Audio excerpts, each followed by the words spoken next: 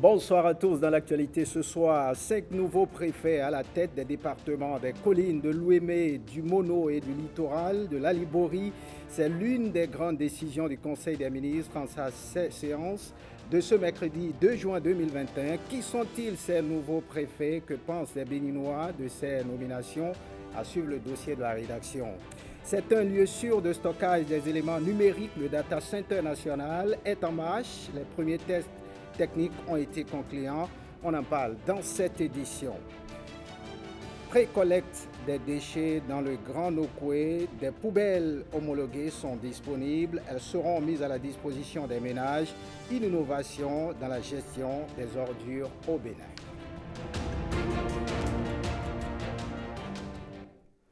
Bienvenue si vous nous rejoignez. On part directement pour l'Assemblée nationale. La configuration du bureau de l'Assemblée nationale 8e législature a changé. Robert Bouillant est désormais le premier vice-président de l'Assemblée nationale, alors que le député Dakwe Soso, lui, est élu deuxième vice-président de l'institution. C'est au thème de la séance plénière intervenue dans l'après-midi de ce mardi. Ça fait suite donc au départ de Mme Mariam Zimé Talata, appelée à d'autres fonctions républicaines. Firmin Bassao nous en dit plus. La désignation de Robert Bouillant au poste de premier vice-président de l'Assemblée nationale et de Dakwe Soso au poste de deuxième vice-président n'a pas été sans suspense. Après l'ouverture de la séance par le président Louis Berhounou Vlavonou, intervient une suspension de près de 2 heures d'horloge plutôt qu'une initialement prévue. Reprise à 16h59. Son candidat au poste de premier vice-président, Robert Bouillant du Bloc républicain, et Dakwe Soso, candidat au poste de deuxième vice-président. Il est député du parti Union progressiste. Au bout de 45 minutes et au terme du premier vote, les députés à l'unanimité portent leur choix sur Robert Bouillant comme premier vice-président de l'Assemblée nationale. 80 votants, 80 pour, 0 non et 0 abstention. Le député Dakwe Soso est élu deuxième vice-président de l'Assemblée nationale avec 78 voix pour, 2 non et 0 abstention. Le vote a pris fin dans une ambiance conviviale. On quitte pas l'Assemblée nationale. Anciennement deuxième vice-président, Robert Bouillant, élu premier vice-président de l'Assemblée nationale, remercie ses pairs. Il entend davantage œuvrer avec les autres membres du bureau pour un Parlement au service du développement. Il livre ses impressions après le vote. On le suit. Avant tout, je vais rendre grâce à Dieu.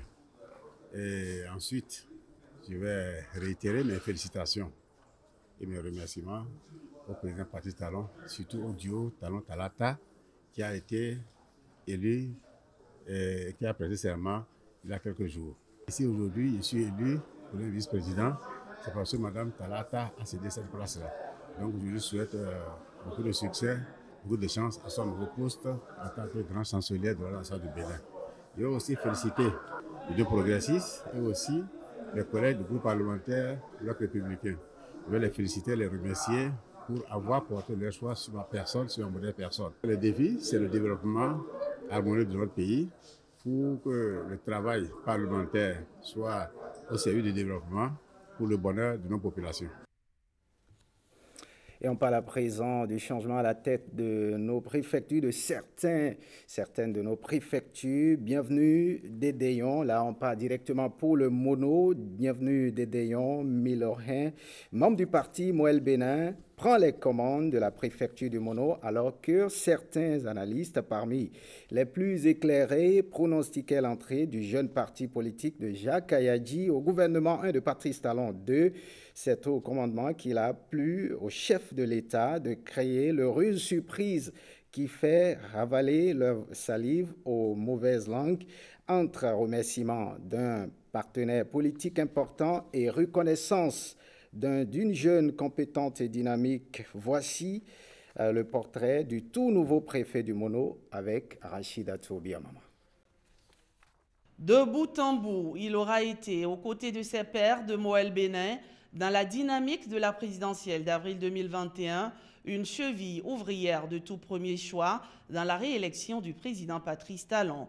Moulé dans une parfaite discipline de groupe, savamment managé par son mentor Jacques Ayadi, Bienvenue Dédéon Milorin récolte de rechef les lauriers de son acharnement au travail. Sur le terrain, les plateaux télés et radios, il n'avait de cesse de défendre avec ses tripes et pour le compte de son parti, les réformes et le bilan du président Patrice Talon. Symbole d'une jeunesse talentueuse et loyale à l'idéal commun porté par le chef de l'État, voici à 44 ans le digne représentant du parti Mouel Bénin, promu préfet du département du Mono. Actuellement directeur adjoint de la programmation et de la prospective au ministère des Sports, l'homme est prospectiviste et planificateur de formation. Alliant expertise, engagement et action, Bienvenue Dédéon Milorin est donc un virtuose dans l'art d'anticiper, de programmer et de contrecarrer, qui sont des ingrédients indispensables au commandement ou l'appel désormais ses charges républicaines. Autant de casquettes qui préludent d'avance à l'obligation de résultat de sa mission. Et puis, le nouveau préfet du département des Collines est désormais connu.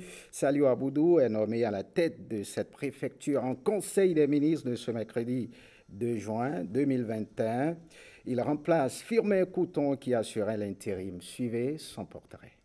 Saliou Odoubou, le nouveau préfet des Collines. Nanti d'une maîtrise en droit des affaires et carrière judiciaire, d'un diplôme d'études approfondies en droit de la personne humaine et démocratie, d'un diplôme d'études supérieures spécialisées en gouvernance et en démocratie et d'un doctorat en droit privé, Saliou Odoubou est un juriste, administrateur en développement communautaire. Il incarne un modèle de réussite pour la jeunesse. Nommé il y a quelques mois conseiller juridique au ministère du Tourisme, de la Culture et des Arts, le tout nouveau préfet des Collines est membre fondateur de l'Union progressiste dans la commune de Banté. Très sociable et en harmonie avec les militants à la base, le natif du pays des pactes de terre est désormais la première autorité du département des Collines. Il a été nommé ce mercredi 2 juin 2021 en Conseil des ministres. Cette nomination met fin à l'intérim assuré jusque-là par le préfet du Zou, Firmin Couton. Saliou Odoubou assurera désormais dans le département la représentativité du gouvernement et la gestion de la police administrative. Et puis, ce changement à la tête des préfectures s'est opéré également à la tête dans la Liborie, dans le littoral et aussi dans l'Ouémé. Nous y reviendrons dans nos prochaines éditions. Et on part dans la rue de Cotonou, juste après la nomination de nouveau préfet en Conseil des ministres ce jour. Une de nos équipes de reportage s'est rapprochée de certains citoyens rencontrés dans la rue de Cotonou pour recueillir leurs impressions. Ils sont au micro de Lenaïka Bazao. Orunla ne faisait plus partie du gouvernement, mais le voilà préfet aujourd'hui, l'homme qu'il faut, à la place qu'il faut. Je pense qu'il serait à la hauteur pour la tâche qui lui est confiée, parce que nous avons tous vu Tobola ici, qui a vraiment brillé. Je pense que lui-même, il serait à la hauteur. Donc si le chef de l'État a choisi Orunla, c'est que certainement il connaît ses compétences à ce niveau, et je pense que lui-même va jouer son rôle. Au lendemain du gouvernement, des gens ont trouvé que les partis satellites autour des deux blocs n'ont pas été aussi représentés et tout ça. Il n'y a pas que des postes ministériels pour accompagner un développement. Et je crois que c'est une leçon pour montrer que quel que soit le niveau où nous sommes dans l'administration, nous pouvons accompagner les actions du gouvernement. Quand nous prenons celle qui est nommée à Porto Novo, elle vient de l'UDDN de Claudine Prudencio. C'est une battante aussi. Je pense que le chef de l'État disait entre-temps qu'il faut des femmes battantes, il faut que les femmes puissent se montrer pour être nommées. Et je vois que le chef de l'État est dans ce dynamisme en choisissant cette femme. De l'autre côté aussi, j'ai appris qu'il y a aussi un membre de Mouel Bénin qui est aussi nommé. Tout ça là, vous comprenez que c'est la promotion de la jeunesse. Ce qui me fait beaucoup plaisir, c'est la promotion de la jeunesse qui est en cours. Regardez, c'est des jeunes que le président de la République vient de nommer. Et je crois aussi qu'ils feront aussi tout pour ne pas décevoir la jeunesse. Un fils de la localité au niveau des collines, c'est bien. Vous savez, Quand on va mesurer même les événements malheureux pendant les élections, Banté est quand même une ville qui a été fortement touchée. Vous n'êtes pas sans savoir que le maire de Banté a été révoqué. Le président de la République quand même tient à laisser un fils du terroir Banté au niveau de la préfecture des collines. C'est salutaire. Je suis des collines et depuis que notre préfet était décédé, il n'y a pas eu un nouveau préfet. Je dis aujourd'hui c'est chose faite et je l'apprécie énormément et je dis bravo au président de la République. Et c'est par là nous lançons un appel vraiment aux fils et filles de Banté d'être en harmonie avec le président de la République et savoir que le chef de l'État a confiance toujours à cette localité qui est très chère pour lui. Les choses se font étape par étape, niveau par niveau. Et ça, bravo, Monsieur le Président. Autre actualité ce soir, le Data Center national est en marche. C'est un centre de traitement et de stockage des données numériques qui est mis en marche, qui est donc mis en place par le gouvernement. Donc, hier lundi, les premiers tests techniques ont démarré et ces tests ont été concluants. Rebecca Kinjaoundé nous en dit plus. Regardez. 9 mois de travaux et le voici déjà à terme. Le Data Center national est érigé dans ce bâtiment, une banque de stockage des données numériques mise en place pour l'hébergement et la sécurisation de l'ensemble des systèmes d'information de l'État et même du secteur privé. Donc c'est de l'hébergement, c'est du service, c'est de l'application et c'est pour ça que c'est si important pour notre stratégie numérique au niveau du Bénin. C'est une infrastructure très essentielle. Une infrastructure essentielle pour accompagner les réformes et projets phares du président Patrice Talon dans le secteur du numérique et de la digitalisation. Compte tenu donc de son importance, un accent particulier est aussi mis sur le plan architectural et l'aménagement du cadre où se situe le data center. Voilà la raison qui justifie ma présence ici. M'assurer que sur le plan architectural et technique, les choses se passent bien. Et je crois que nous sommes sur le bon chemin. Le gouvernement ambitionne aussi de conformer le data center aux normes d'exploitation les plus exigeantes. Le processus de certification est d'ailleurs déjà en cours. Dans quelques mois, donc d'ici le mois de juillet et août, les premiers audits de certification vont commencer. Là, aujourd'hui, on démarre avec les essais, les tests techniques. Et d'ici le mois de septembre, la mise en production pourra se faire convenablement. Les directives nationales sont claires pour la célérité des travaux de finition du data center. Équipe technique et direction de l'Agence des services et systèmes d'information ASI sont à pied d'œuvre. Et cette bonne nouvelle, l'amélioration du climat des affaires reste une des priorités majeures du gouvernement. Le président Patrice Talon, lors de son discours d'investiture, l'a réaffirmé. Les efforts seront poursuivis pour davantage soutenir l'activité économique portée par le secteur privé. Que comprendre de ce nouveau cap fixé par le gouvernement pour son deuxième quinquennat? Le conseiller technique au suivi des réformes, Sina Ilias, y répond. Les propos sont recueillis par Rachidatou Biomama et Donatien Falola.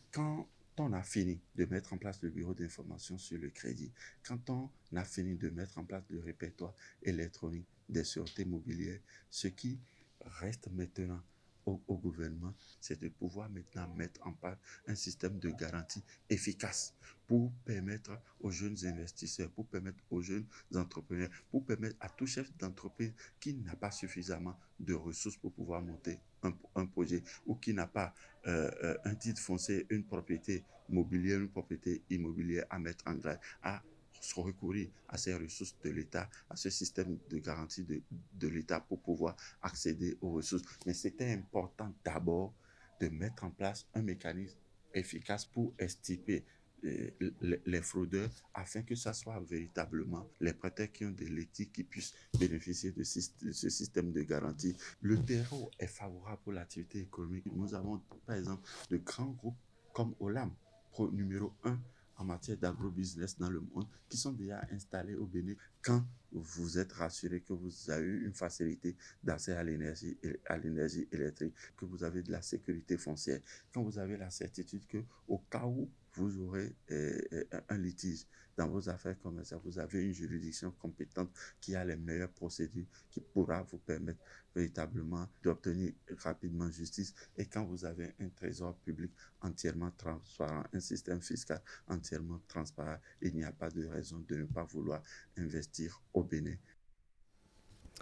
Passons à présent à ce commentaire. Le 23 mai dernier, dans son discours, le chef de l'État a affirmé qu'il arriverait à une cohésion sociale pour un développement cohérent. Ce vœu cher au président pourrait passer par un cheminement clair, faire taire les divergences et les querelles, un sujet qui a suscité un commentaire de Patrick Diosso. Regardez.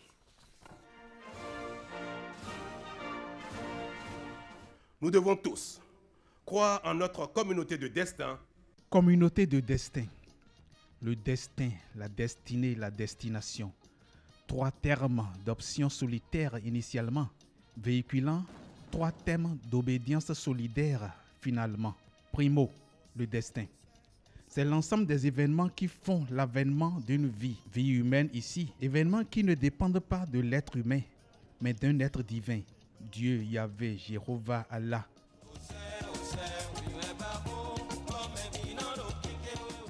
Un destin individuel, programmé au départ pour construire chacun, et qu'une autre personne ne peut détruire à l'arrivée.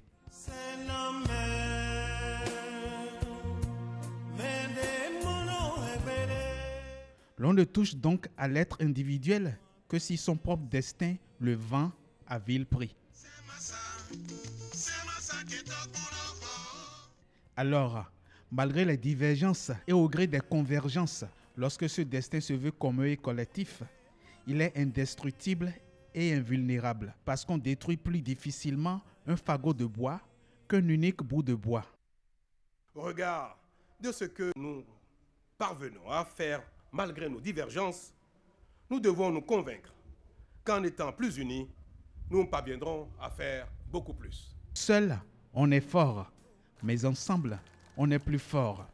De ce fait, il faut se mettre dans une cohésion pour une cohérence de travail. Dans la cohésion, tous ensemble, mettons-nous au travail pour consacrer définitivement le redressement de la grande nation que nous sommes, la fierté du grand peuple que nous avons toujours été. Secondo, la destinée. La destinée, c'est la finalité de quelque chose ou de quelqu'un ici, le point final d'un être. Si le destin dessine l'être à travers la succession des événements de sa vie, la destinée, quant à elle, dessine l'homme dans sa finalité, sa faiblesse ou sa force, son affabilité ou sa fierté, sa honte ou son orgueil. Cependant, la destinée commune fait dépasser et trépasser les dissensions et discordes, tout de même inéluctables à la vie commune.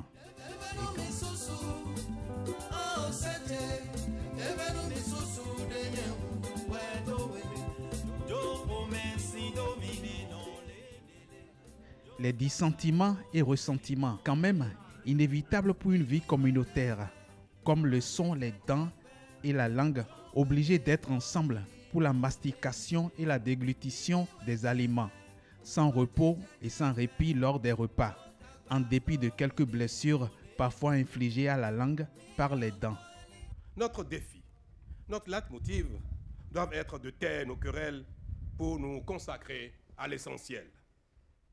Consolider notre marche vers le progrès en restant mobilisés et soudés dans notre lutte contre la pauvreté, notre réel et seul ennemi. Un ennemi commun ici, la pauvreté. Et voilà le tertio, la destination. La destination, c'est ce pourquoi et ce vers quoi une chose ou un être est destiné. Et la destination ici, c'est justement faire du Bénin révéler la destination finale. Et propulser le Bénin au rang des destinations de rêve. Par la cohésion sociale et la cohérence communautaire. Car commun est notre destin, commune notre destinée, commune notre destination. Que Dieu te bénisse et que la vie te sourie. Passons à présent à ce renforcement des capacités en gestion administrative et financière. Les petites et moyennes entreprises PME de pré-collecte en formation à l'Infosec à Cotonou, une formation initiée par la Société de gestion des déchets et de la salubrité du Grand Nokoué. Patrick Diosso. Elles sont en formation, les PME, petites et moyennes entreprises de pré-collecte des déchets dans le Grand Nokoué. Une formation en 2 phases. 2 modules de formation, un module sur la gestion administrative, parce que nous avons constaté que beaucoup de PME n'ont pas vraiment une organisation administrative pour pouvoir bien gérer aussi bien le personnel que les activités. Et le 2e module portera sur la gestion financière parce qu'une entreprise, elle doit être viable, elle doit rentabiliser ses activités. Et ce que nous faisons, il y a des charges qu'il faut bien gérer. Nous avons noté par exemple que certaines entreprises ne font pas cette balance-là entre ce qui rentre et ce qui doit sortir pour qu'à la fin de ce contrat, qu'elles puissent vraiment sortir avec un bénéfice pour continuer de pouvoir exercer dans ce secteur d'activité. Un secteur d'activité où les acteurs reçoivent une pelletée de réformes et une brouettée de transformation depuis 12 mois pour une professionnalisation. Sur la chaîne de la gestion des déchets, nous avons le maillon pré-collecte que nous sommes en train de professionnaliser. Nous avons estimé qu'après un exercice de 12 mois d'activité, qu'il était important de faire le bilan, mais en même temps, les insuffisances que nous avons notées, d'apporter des outils, des connaissances à nos PME afin qu'elles puissent améliorer leur performance. Renforcement donc des capacités en gestion administrative et financière pour rendre accessible à tous la pré-collecte, la collecte et le transport des déchets solides ménagers dans le Grand Nokoué. Dans le Grand Nokoué, rendre durablement propres et attractives les villes du Grand Nokoué en développant des solutions innovantes de gestion des déchets et de la salubrité. C'est la raison d'être de la Société de gestion des déchets et de la salubrité qui s'apprête à lancer sur le marché de nouvelles poubelles. Pour en parler, Patrick Diosso et Louis Koudoubo. Ces poubelles exposées ici sont celles qui serviront bientôt aux déchets ménagers à travers le Grand Nokoué. Nous avons décidé de lancer symboliquement la promotion des poubelles que la société a acquises depuis environ 2 mois. Nous avons travaillé à mettre en place une stratégie pour pouvoir faire en sorte que chaque ménage puisse avoir une poubelle GDS. À combien reviendraient ces nouvelles poubelles homologuées? Les poubelles que nous avons acquises, c'est des poubelles assez solides, c'est des poubelles qui respectent des normes, c'est des poubelles que la société a acquises l'unité à 25 000 francs. C'est des poubelles qui peuvent faire 10 ans. Donc ce n'est pas des poubelles où vous achetez demain, vous les retrouvez. Voilà.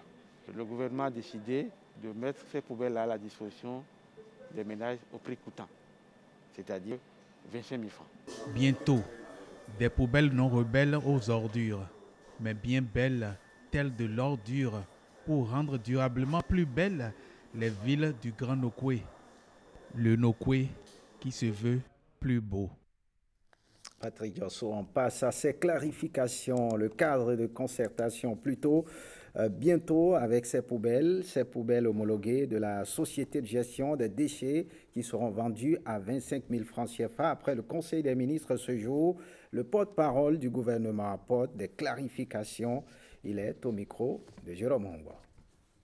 Il n'est pas décidé que vous devez acheter des poubelles à 25 000. Non. La Société de gestion des déchets solides a un modèle de poubelle homologué qui sera cédé à 25 000 francs. Mais nous sommes dans un marché de libre concurrence où l'initiative commerciale et privée sont libres.